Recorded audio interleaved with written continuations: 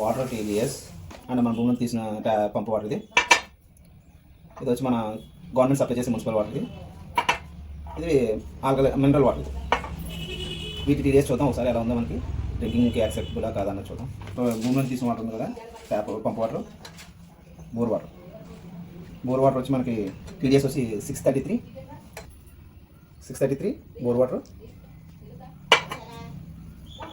మనం municipal water తెచ్చాం కదా, మున్సిపల్ వాటర్ వచ్చి 192 మున్సిపల్ వాటర్. ఇది ప్లాంట్ వాటర్ ఉంది కదా, మినరల్ వాటర్